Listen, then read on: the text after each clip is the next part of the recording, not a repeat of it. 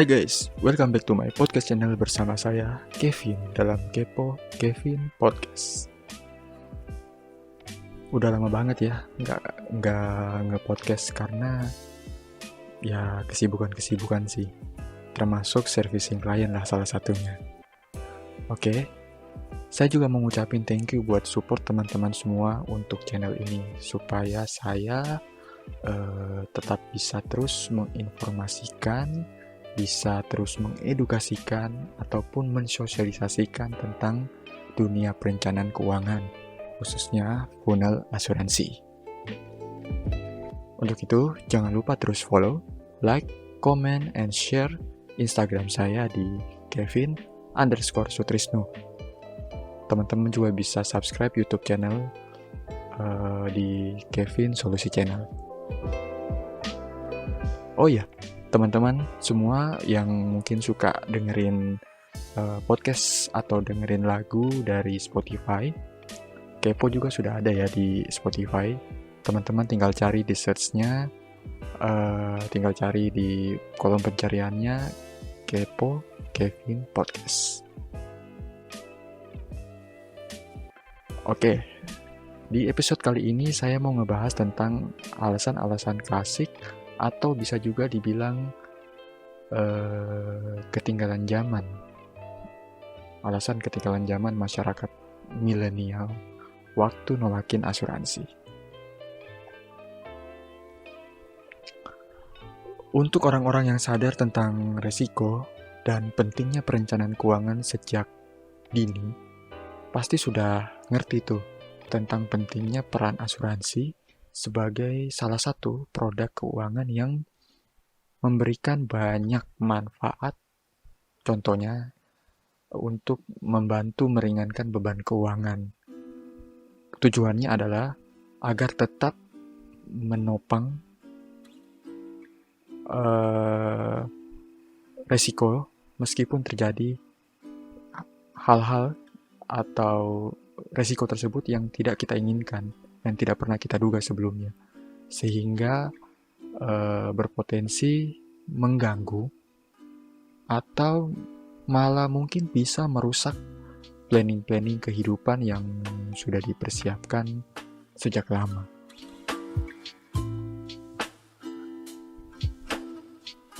Tapi pada kenyataannya, kendalanya saat ini adalah meskipun sudah banyak orang-orang, banyak masyarakat yang sudah sadar kalau asuransi itu penting, masih ada aja bahkan banyak orang yang ragu atau enggan punya asuransi, enggan memiliki asuransi. Oke, saya kasihin datanya ya. Berdasarkan data dari Otoritas Jasa Keuangan saja, baru sekitar 11,8% penduduk Indonesia yang menggunakan asuransi. Dengan kata lain, sisanya berarti masih ada 88,2% masyarakat yang belum atau tidak mau punya asuransi, tidak mau memiliki polis asuransi. Data berikutnya. Menurut data riset statistik per Agustus 2020, kenaikan biaya kesehatan per tahun mencapai 10 hingga 11%. Bahkan bisa lebih di masa pandemik seperti saat ini. Sedangkan apabila kita bandingkan dengan rata-rata kenaikan upah tahunan, upah gaji tahunan, itu belum mampu mengimbangi angka kenaikan biaya kesehatan. Kalau dilihat dari besarnya kenaikan upah tahunan, itu kisarannya ada di angka 3-5% per tahun. Oke, kalau udah kayak gitu kan tidak seimbang tuh. 3-5% dibandingkan dengan 10-11% per tahun. Defisit dong. Oke, pertanyaan saya buat teman-teman semua yang mendengarkan di episode kali ini, apakah teman-teman semua yakin penghasilan dan simpanan Anda semua mampu mengcover kenaikan yang mencapai 100% dalam beberapa tahun.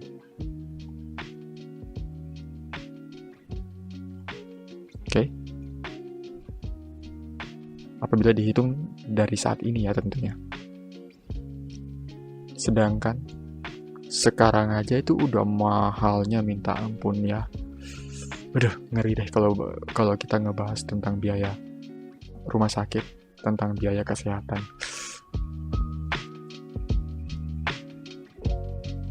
Oke, teman-teman mungkin bisa pikirkan apakah sudah menyiapkan atau tidak. Oke, kalau seandainya teman-teman mungkin ada yang bilang, saya punya penghasilan bagus kok, saya punya simpanan saya itu banyak. Kalau seandainya amit-amit ada resiko, ya tinggal pakai aja duitnya. Kan duit-duit saya sendiri juga. Gitu aja kok repot. Biasa kan kita berpikiran kayak gitu tuh. Oke, kalau ada yang ngomong kayak gitu, sekarang saya kasih pertanyaan berikutnya.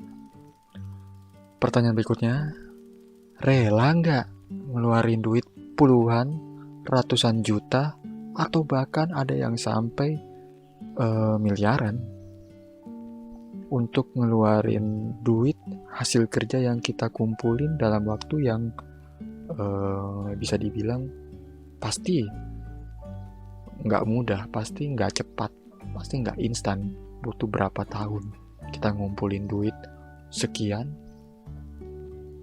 Terus waktu kita udah ngumpulin, amit-amit kita atau keluarga kita terjadi resiko kesehatan, resiko misalnya kebakaran, resiko mobil, tapi kita nggak nyiapin baik-baik. Terpaksa kita harus ngeluarin duit dong untuk menanggung itu semua. Teman-teman rela nggak? Kalau saya sih jawabnya absolutely enggak. Seandainya saya boleh milih, saya disuruh milih nih, duitnya itu mau dipakai untuk apa seandainya? Kalau saya sih lebih baik milih kasih ke keluarga atau ngembangin usaha daripada harus bayarin biaya ketika kita atau keluarga kita sakit atau aset kita terjadi masalah, misalnya rumah kebakaran, mobil kecurian atau sebagainya, barang-barang jualan kita mungkin terbakar atau tenggelam di pengiriman waktu pengiriman ekspedisi laut. Itu kan risiko-risiko itu selalu ada. Tapi kalau saya sih, kalau boleh milih ya mendingan saya ngembangin usaha atau ngasih duitnya ke keluarga sih, daripada harus ngeluarin biaya-biaya itu. Aduh, kok rasanya kalau dibayangin nyesek ya di dada. Iya gak sih? Oke, itu intermezzo dari saya. Kita back to topic. Ngebahas alasan klasik orang-orang nolakin asuransi di zaman sekarang ini. Teman-teman tahu nggak? Sebenarnya tuh nggak jauh beda dengan alasan orang di zaman-zaman dahulu. Kalau saya bilang sih, bahasa saya ya alasannya cukup menggenaskan. Padahal kan sekarang industri keuangan tuh makin inklusif, makin informatif. Jadi kalau teman-teman mau nyari tentang asuransi, entah itu asuransi jiwa, entah itu asuransi kerugian, entah itu reasuransi, atau apapun itu, teman-teman udah bisa nyari semua di internet. Teman-teman tinggal ketik Google, tanya ke Mbah Google, hanya ini berbagai jawaban kita udah dapat, kita bisa belajar dari situ, kita bisa mengerti dari situ. Jadi itulah alasan kenapa saya bilang ya menggenaskan. So, kalau kita breakdown, apa aja sih alasan-alasan kuno atau alasan-alasan ketinggalan zaman kayak Rano Karno ya, Sidul. Jadi alasan-alasan ketinggalan zaman orang waktu nolakin asuransi gitulah. Oke, kita masuk ke yang pertama. Alasan klasik yang pertama adalah kalau ikut asuransi itu duit nggak kembali. Kita memang baru akan merasakan manfaat asuransi waktu kita ngajuin klaim dan di-approve. Tentunya harus di-approve dong. Makanya banyak yang ngerasa bayarnya tuh sia-sia. Padahal dalam setahun mungkin kita tidak pernah ngeklaim, terus kita bayar lagi, kita terklaim, jadi ngerasanya rugi gitu. Kenyataannya saat ini ada yang namanya asuransi unit link. Apa itu asuransi unit link? Asuransi yang saya jelasin secara simpel aja ya. Jadi asuransi yang duitnya itu bisa ditarik lagi. Bisa ditarik tapi dalam jangka waktu tertentu. Jadi cara kerjanya seperti ini. Premi yang teman-teman bayarin itu masuk ke instrumen investasi yang mungkin teman-teman sudah pilih. Mungkin masuk ke investasi saham atau masih ke investasi pasar uang atau investasi yang campuran atau apa, teman-teman akan milih di awal. Jadi ketika teman-teman membayar dan masuk ke biaya investasi, kemudian akan menghasilkan yang namanya nilai polis. Akan tetapi ini teman-teman harus mengerti bahwa premi juga itu dipotong sejumlah biaya, terutama itu yang namanya biaya akuisisi dan biaya asuransi. Itu teman-teman harus mengerti. Jadi kan di lapangan itu sering terjadi kalau ada yang bilang kita nabung, misalnya ada nih agen-agen di luar sana, ada financial planner di luar sana yang mengatakan kalau ikut asuransi bayar sekian 10 tahun itu pasti pasti balik sekian. Tapi nggak salah juga kalau seandainya memang produknya ada poin seperti itu, tapi teman-teman tetap harus paham bahwa di dalam namanya biaya asuransi itu teman-teman harus mengerti bahwa ada yang namanya biaya-biaya yang memotong. Kalau kita umpamakan misalnya teman-teman beli rumah, teman-teman pasti akan ngeluarin yang namanya biaya-biaya listrik, biaya air, biaya kebersihan, mungkin buat sampah kan ya. Terus ada juga biasanya kalau yang tinggal di komplek biaya keamanan, biaya security, dan biaya-biaya lainnya lah. Biaya-biaya itu pasti akan tetap melengket, tetap nempel di funnel utamanya lah, kurang lebih sama dengan yang namanya asuransi. Jadi setelah biaya-biaya tersebut dipotong, sisanya itu adalah nilai polis. Yang tadi saya bilang nilai polis, atau biasa juga kita bilang itu namanya nilai tunai. Inilah yang bisa kamu cairkan di kemudian hari. Jadi teman-teman harus paham itu. Unit link juga kerap menawarkan berbagai asuransi tambahan atau yang biasa dalam bahasa asuransi disebut rider, seperti asuransi kesehatan dan kecelakaan. Jadi, namun saran saya sih buat teman-teman semua yang mungkin ada niat beli asuransi atau yang mau mengerti tentang asuransi, jangan pernah jadiin asuransi itu sebagai tempat atau tujuan untuk berinvestasi. Secara secara secara aset lah ya. Karena kalau kita bahas secara arti aja, asuransi itu adalah pihak atau perusahaan yang akan membantu mengambil alih, membantu mengurangi resiko ketika terjadi sesuatu yang tidak terduga. Resiko itu sebesar apa?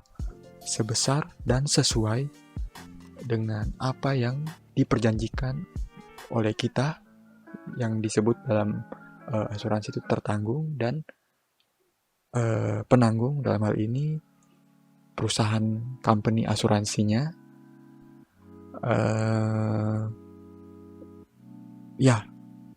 Jadi kita di cover. Jadi kalau terjadi resiko, si perusahaan asuransinya, karena kan sudah tertulis di perjanjian yang kita sepakati, dalam hal ini polis, maka si perusahaan penanggung akan siap mengganti sejumlah uang yang disepakati. Ini yang harus digarisbawahi, asuransi itu bukan pihak atau perusahaan yang mengembangkan sejumlah dana atau investasi seperti contohnya perbankan, manajer investasi saham, manajer investasi reksadana lah, atau apapun itu di luar sana. Bukan. Jadi asuransi tugasnya mengcover dan mengurangi resiko sesuai dengan yang disepakati. Bukan mengembangkan uang yang disetor, dalam hal ini premi, agar berkembang. Enggak. Asuransi secara esensi itu bukan seperti itu. Kalau teman-teman mau ngembangin aset, ngembangin duit, mau cari profit, asuransi nggak pernah bilang kalau dia akan jamin kasih profit. Enggak. Kalau mau kasih profit, teman-teman pergi ke bank. Teman-teman bisa beli emas, beli properti, beli saham, atau apapun itu. Itu memang tujuannya untuk mencari profit. Kalau di asuransi, profitnya itu bukan dalam bentuk pengembangan dana, tapi pengalihan resiko. Jadi teman-teman bayar sejumlah premi, tapi mendapatkan berkali-kali lipat nilai uang premi ketika terjadi resiko. Jadi misalnya teman-teman bayar 1 juta, mungkin ketika terjadi resiko, kita sudah sepakat dengan uang 1 juta per bulan, itu bisa mengcover resiko sebesar 1 miliar. Oke. Kita lanjut ke alasan yang berikutnya. Alasan yang kedua, alasan kuno yang kedua. Kalau kita beli asuransi itu rasanya seperti membeli sesuatu yang tidak ada wujudnya, atau bisa dibilang tidak ada barangnya. Dalam transaksi jual beli, biasanya teman-teman melihat itu atau menyentuh wujud barang yang kita beli. Namun, dalam asuransi banyak orang merasa sia-sia mengeluarkan uang untuk membayar premi. Karena merasa, yang saya beli ini tidak jelas. Apa sih yang saya beli ini? Sebenarnya, yang harus dipahami, asuransi bukan berbentuk barang, bukan berwujud yang dapat dilihat. Selayaknya kita misalnya beli handphone, beli komputer, beli rumah, beli mobil, dan sebagainya. Asuransi berbentuk jasa. Jasa apa? Seperti yang tadi saya bahas sebelumnya, jasa pengalihan risiko. Ketika terjadi risiko di masa depan yang belum kita duga, yang kita duga, yang kita perkirakan, yang tidak kita perkirakan, ketika terjadi, maka kita akan menerima manfaat itu. Simpel aja sih kalau jawab yang orang kalau ngomong, kalau beli asuransi kita nggak ada barangnya, ya iyalah. Siapa bilang asuransi itu? Teman-teman dapat polisnya. barangnya ada, teman-teman tetap dapat bisnya, tapi esensi utamanya si asuransi adalah pengalihan risiko. Jadi itu dalam bentuk jasa. Oke, berikutnya alasan yang ketiga. Alasan yang ketiga sering kita dengar, beli asuransi itu seperti buang-buang duit aja ya. Sering kan kita dengar di luar sana alasan-alasan seperti ini. Ya, biaya premi asuransi yang dibayarkan bila dibandingkan dengan biaya-biaya lain mungkin bisa dibilang relatif tinggi bagi sebagian orang, sehingga membuat banyak yang tidak memprioritaskan asuransi karena dianggap hanya buang-buang duit, hanya buang-buang uang aja. Tapi ketika terjadi resiko yang tidak kita duga sebelumnya, seperti terkena penyakit berat, ketidakmampuan diri untuk bekerja, ini dalam bentuk asuransi jiwa ya. Dan ada lagi asuransi lain seperti contohnya kebakaran rumah atau kehilangan kendaraan di sektor asuransi kerugian. Dan ketika kita terjadi resiko tersebut, manfaatnya kita terima, maka biaya premi yang kita bayarkan itu akan terasa kecil dan murah tentunya. Ya, bukannya kita minta supaya kita terjadi resiko tersebut, enggak. Tapi dalam hidup ini tentu ada yang namanya resiko. Dan pertanyaan saya, apakah ketika terjadi resiko kita bisa menghindarinya? Enggak. Tapi kita bisa mengantisipasinya. Dengan apa? Dengan asuransi tentunya. Jadi ketika terjadi resiko, kita mengalihkan sejumlah dana kerugiannya. Jadi kerugian pada diri kita, misalnya asuransi jiwa, atau kerugian pada aset kita, misalnya rumah atau kendaraan kita, digantikan dengan jumlah yang sudah kita sepakati tentunya. Jadi kalau dibilang asuransi itu buang-buang duit, enggak. Malah kalau orang yang memperhatikan betul tentang keuangannya, pasti dia sudah memikirkan resiko-resiko yang mungkin terjadi dan tidak dapat dia cover, tidak dapat dia tanggung sendiri. Maka pasti dia beli asuransi. Makanya kenapa pengusaha-pengusaha besar pasti minimal punya 1 atau 2 polis asuransi untuk dirinya dan beberapa polis untuk aset-asetnya. Itu pasti. Jadi punya asuransi itu keren. Pasti itu. Oke, berikutnya kita masuk ke alasan klasik yang keempat. Teman-teman juga mungkin sering dengar ada yang ngomong kalau ditawarin asuransi atau kita ngomongin asuransi, kalau terjadi resiko ya saya mah pasrah aja sama resiko yang terjadi. Yang terjadi ya terjadilah. Ada orang yang ngomong gitu kan. Ya, yang namanya rezeki memang sudah diatur sama Tuhan. Tapi kita sebagai manusia yang beriman tentu paham bahwa kita itu dituntut untuk tetap berusaha sekaligus mengantisipasi resiko atau bencana yang mungkin terjadi. Jadi kita itu sebagai manusia dituntut berdoa kepada Tuhan dan tentunya berikhtiar juga. Ikhtiar apa ya? Jadi kita dalam bentuk berusaha dan mengantisipasi. Kita jaga hidup kita. Kita dikasih nyawa kita. Kita dikasih dipercayakan sejumlah talenta kita, sejumlah rezeki, sejumlah berkat. Kita harus jaga. dan kita antisipasi untuk kebaikan bersama tentunya.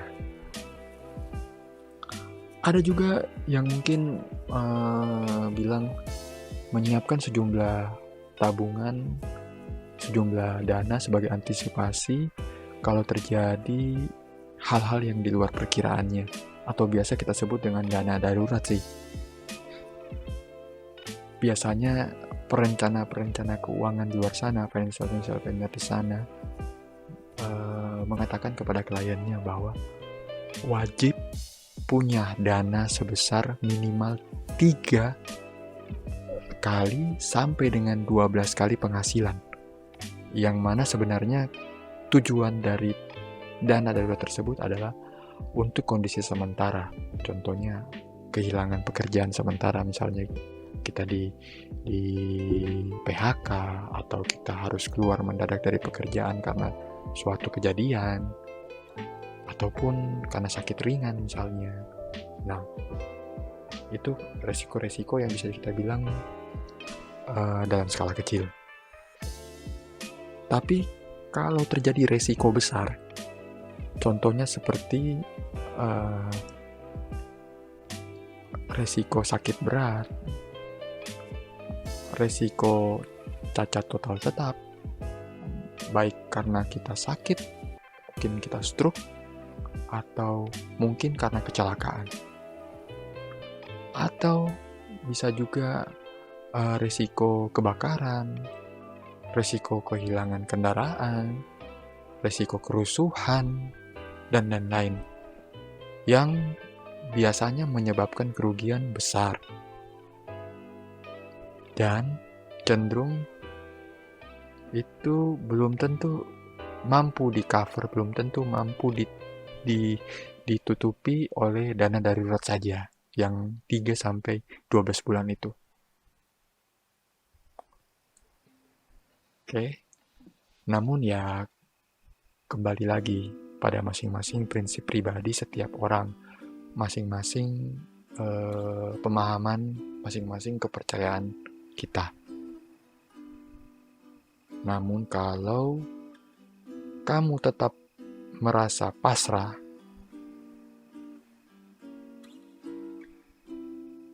pertanyaannya, sudahkah ada atau cukupkah dana darurat yang sudah dipersiapkan itu untuk antisipasi? Kalau seandainya teman-teman jawab tidak, saya sarankan sebaiknya teman-teman semua mulailah berasuransi. Oke, berikut alasan kelima. Ini alasan yang agak lucu sih. Kenapa menolak asuransi? Saya tidak punya waktu. Ada yang ngomong kayak gitu? Ada. Ya, kita pahami. Kesibukan bekerja dan sempitnya waktu luang membuat sebagian orang untuk tidak bisa datang ke kantor asuransi, ke perusahaan asuransi untuk ngurusin segala macam administrasi dan tetek bengeknya lah. Ngurus asuransi memang dianggap oleh sebagian orang itu menyita banyak waktu dan cukup repot karena berkaitan dengan berkas-berkas dan dokumen-dokumen. Tapi di zaman modern saat ini sudah tidak ada lagi yang namanya sulit, karena sudah banyak personal, sudah banyak orang, sudah banyak agent, sudah banyak financial planner yang bisa dihubungi. Bahkan di zaman yang serba teknologi seperti saat ini, sangat mudah untuk mencari yang namanya informasi tentang asuransi di internet. Teman-teman juga bisa beli loh asuransi di internet di zaman sekarang. Melalui handphone yang Anda pegang, melalui komputer atau laptop yang Anda pegang, Anda bisa membelinya dari rumah. Jadi, Anda pun cukup diam di rumah dan mendapatkan pelayanan yang sesuai yang teman-teman inginkan. berikutnya, alasan keenam,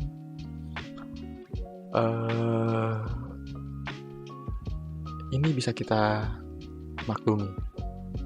Kalau ditanya, kenapa belum beli asuransi? Kenapa tidak mau beli asuransi? Jawabnya, saya takut. Takut banyak penipuan.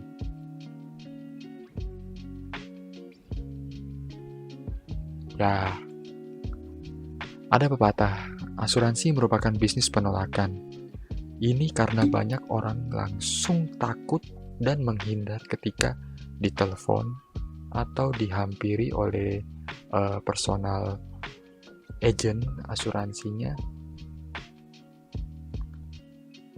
Namun setelah akhirnya membeli, banyak yang merasa ditipu karena asuransi tidak memberikan penggantian, tidak memberikan manfaat klaim sesuai dengan apa yang mereka harapkan.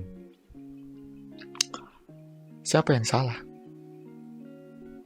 Dalam kasus ini, saya dengan yakin, dengan jelas ngomong, bisa jadi yang salah adalah agennya dan pemegang polis. Dua-duanya salah. Kesalahannya adalah agennya tidak menjelaskan dan tidak berkomitmen. Tidak menjelaskan secara utuh isi dari polis, atau bahkan dia mungkin tidak mengerti, dan dia tidak berkomitmen.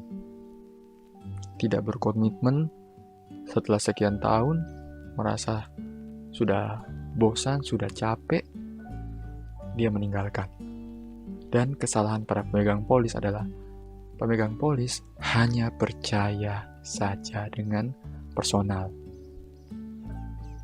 Mungkin agen tidak menjelaskan secara mendalam apa yang menjadi hak dan kewajiban pemegang polis. Sebaliknya, pemegang polis tidak proaktif dan hanya mendengarkan penjelasan agen secara satu arah. Mereka pikir membayar premi berarti semua beres. Enggak. Kenyataannya, pemegang polis harus benar-benar paham dengan apa yang tercantum dalam polis asuransi. Karena ini sama juga dengan namanya perjanjian. Kita harus mengerti apa yang kita perjanjikan di antara dua belah pihak.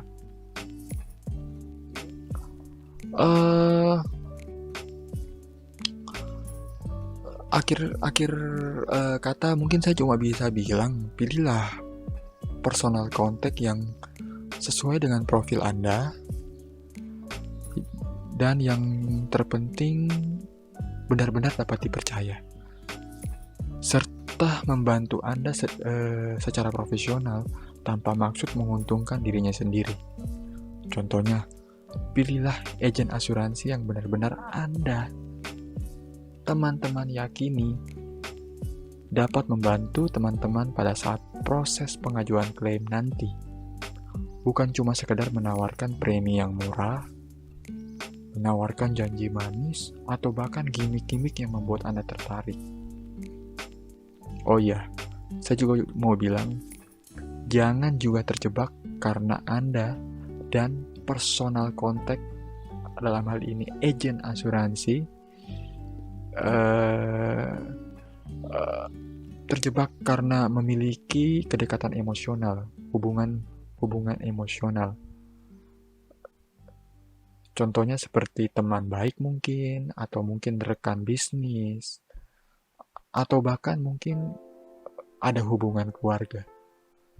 Tapi mohon juga dipastikan keseriusan, konsistensi, dan profesionalitas personal tersebut dalam hal bidang asuransi ini. Jadi, pastikan orang yang menjadi agen Anda adalah orang-orang yang Anda yakin bisa membantu Anda di saat nanti. Bukan cuma sekedar premi murah, atau karena nggak enak dia ini kenalan kita, keluarga kita. Nggak. Karena kita membeli ini untuk di masa depan. Jadi pikirkan manfaat di masa depan. Ini bisa bermanfaat buat saya nggak sebagai pembeli? si dia, dalam hal ini agentnya, bisa bantu saya nggak? Itu teman-teman harus pikirkan. Oke?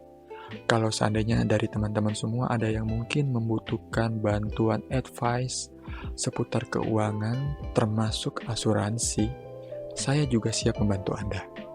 Silakan hubungi kontak person yang tertera di caption atau yang tertera di beberapa sosial media yang saya cantumkan untuk teman-teman semua.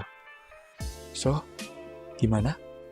Masih takut dan nggak mau berasuransi? Itu kembali kepada Anda. Oke?